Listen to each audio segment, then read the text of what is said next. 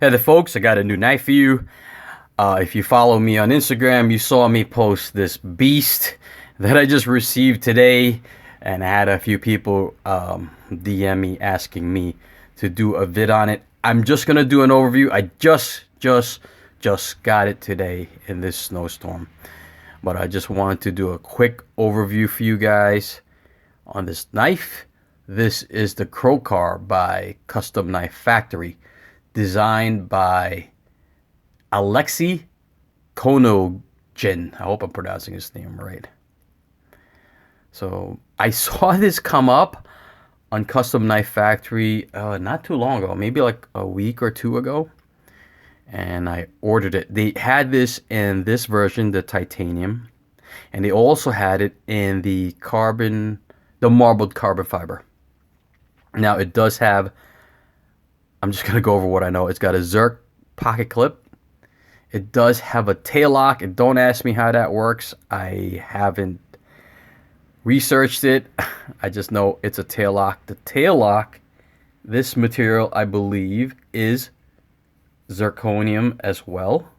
This is zirconium, and this is steel. I already got some schmutz on it.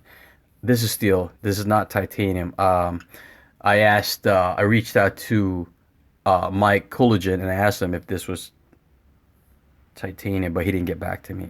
I'm just looking at it because I see some schmutzing over there. I don't know if that's from the rag I wiped it off, but this part of it, I believe, is zirconium pocket clip, titanium. It's not a frame lock, so it's a tail lock. So you'll see that it looks kind of like you would think it's a liner lock, right? Don't ask me about the mechanism. I don't know. And yes, the elephant in the room. What is with that gap, Mike? I gotta be honest. When I saw it posted on Custom Knife Factory from Russia with knives, all I saw was like this. And I'm kind of hooked on karambits. And this is definitely a karambit style knife. So, and when I look at the pictures, all I saw was that. Now, to disengage the lock, I figured out today, you press this button down. You press this button down and it disengages.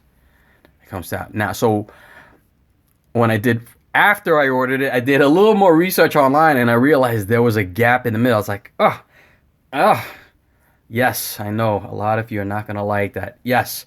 And forget about pocketability. This thing is humongous. There is no pocketing this unless you're maybe Joe Bananas. So there is no way I don't think, I haven't pocketed it. It's just weird to pocket something this large. So I was immediately drawn to the blade shape. So it's titanium and M390 hawkbill steel. Now it doesn't work like a frame lock per se. When I open it, it almost feels like there's a half stop to it. I could be wrong, but that's what it feels like. All right, but look at that blade. That's a gorgeous blade. So I did reach out to Alexei Konogin, and I asked him what was the inspiration, and basically he said he just wanted to invent a new type of locking mechanism for knives. He did say that he was trying to make a locking mechanism, and he did say it turned out looking more like a bird. And I'm not sure what he was referring to, but this kind of looks bird-like almost. Even with the screw there, almost looks lizard-like. But it's a large knife, folks. It is a large knife. All right, nothing but bad intention comes with this knife. I don't know if you're cutting down hay or trees. It is a large knife. Medium-sized hands, folks. Medium-sized hands. So it does have jimping here. If you want to bring up your purchase a little bit, it does have jimping here. I guess I'm trying to see if you can hold it this way. But it comfortably fits my hand like that. Like that. Like I'm crushing this lizard, this bird. So Not for everybody, I'm sure. And a lot of you will probably hate it. Some of you will like it. Some of you will like, what in the hell is that like? But just look at the titanium. That's some beautiful millwork. And how the lines just taper off thinner. And it just kind of blends in and disappears. That's pretty nice. I don't believe those are machine lines. Some people say that's just machine lines on the CNC. I don't think so. That's purposeful. Look at that. There's a little bit of contouring on the scales. The pocket clip is pretty gorgeous. Hidden hardware, lovely. And this M390 steel. And custom knife factory logo. So pretty clean looking knife. Pretty clean looking knife. It just had to, I just had to have it. I just had to have it. I don't know. I don't know. And again, I am not familiar with this locking mechanism. I don't have any knives like this. So yeah, so I'm not sure if that whole piece right there is Zerk.